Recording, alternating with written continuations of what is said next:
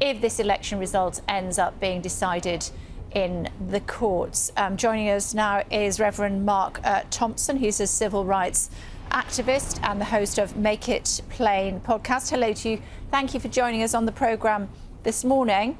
You've just heard what's going on in the Rust Belt. When all is said and done, it does potentially look like President Trump could be in charge in the building behind me for another 4 years. Your reaction to that, first of all? Well, thanks again for having me. Well, first of all, I dispute that. Joe Biden has taken the lead in Wisconsin.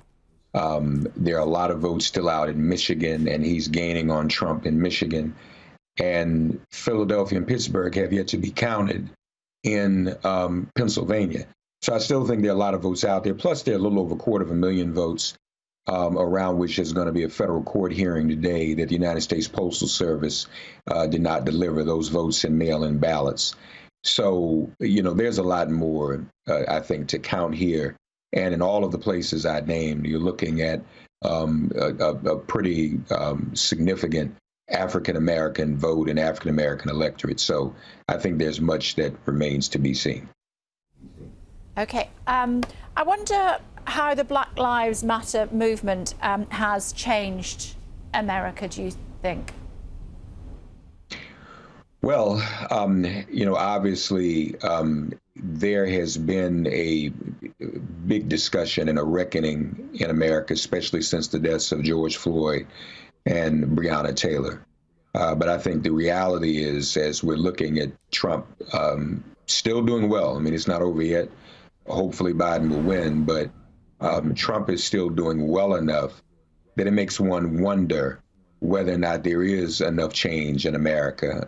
It is really not a good sign that so many people would vote for someone like Donald Trump, who has been so overtly racist and sexist and misogynistic and homophobic and xenophobic to a number of diverse communities, on top of allowing more people than anywhere else in the world to die from a virus that he refused to make a plan for and be prepared for.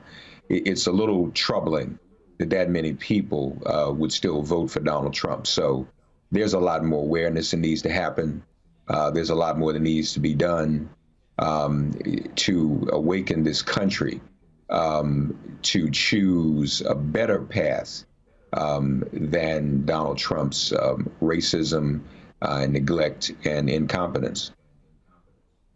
Can you understand, though, why some Black Americans would feel that Trump has supported them? No, that's absurd. He has not. African Americans have been, and I'm not saying you're absurd, I'm saying that suggestion that anyone should or have any understanding for that. The fact of the matter is, African Americans, particularly African American men, were disproportionately targeted for suppression and disinformation in this campaign. And that was pretty transparent on the part of the Trump campaign. And so he may have picked a handful off, but it looks like, as I said, when we look at states like Michigan, Wisconsin, and Pennsylvania, maybe even North Carolina and Georgia, those votes haven't come in yet. In some of those major metropolitan areas where there's strong African-American presence, it's a strong possibility that African Americans may end up making the difference and winning, you know, 2 or more of those states for Joe Biden and taking him into the White House. So no, that's not really logical. For most African Americans, those who are seen as supporting Trump are seen as being harshly disinformed or having some type of financial interest. You know, some of these rappers and entertainers came out. Ice Cube himself has a relationship with some of Trump's allies that helped to finance a basketball league he has. And so we've seen that before historically. But no, that doesn't quite add up. I'm thinking about what Biden said, and he said, if you've got a problem figuring out whether you're for me or Trump, then you ain't black. Were you offended by that comment? He should not have said it. I wouldn't go so far as being offended. But the fact of the matter is, knowing Joe Biden in the way that I do and many do, Joe Biden was raised adjacent to and really around African Americans. Most of his best friends growing up were African Americans.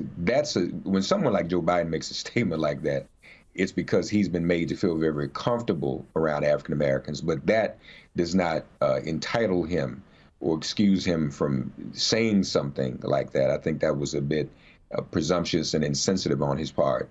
Most African Americans weren't offended by that. They just felt that that was a statement that he should not have made. It's something that African Americans might say, but it's not something appropriate for Joe Biden to have said. And I think that's borne out in these results. Still, the majority of African American women and men in this race have voted for Joe Biden. Is this election almost a referendum, or what would you say to people who suggest that this is a referendum for Black Lives Matter as voters choose between candidates who supported Black Lives Matter and who didn't? That's a good question, but I don't know. I think it's too early to determine what that is. Honestly, and I respect the conversation and interest in Black Lives Matter.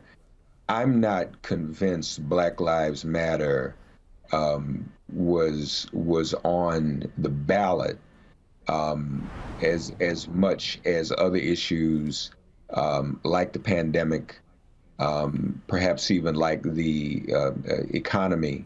The person that was really on the ballot was Trump and his handling of these things. When it comes to Black Lives Matter, those who supported Black Lives Matter, most obviously voted against Trump. But to the extent that those who are against Black Lives Matter and voted for Trump, and of course there were those out there, that's not just about Black Lives Matter and its popularity at this hour.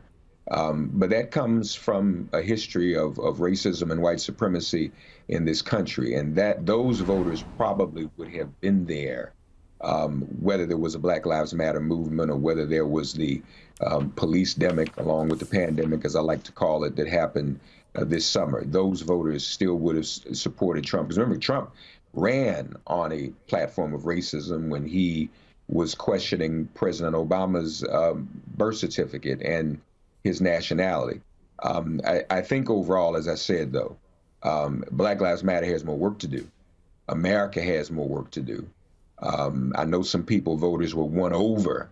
White voters were won over. Probably younger white voters were won over by the Black Lives Matter movement. But there's still a lot that needs to be done in America to continue this reckoning with this racist history. Okay. It's good to talk to you. Thank you so much for taking the time to join us this morning. We appreciate staying up for us. I'm not sure if you stayed up late or got up early. Either way, we appreciate it. Thanks a lot. Did both. I took a little nap, but it's been a long one. Good for you. Good. Yeah. Say that again. Thank you Sorry. again for having me. Good to see you. And you too. Thanks a lot. 5:30 in the morning in New York. Ali Bunkle is here.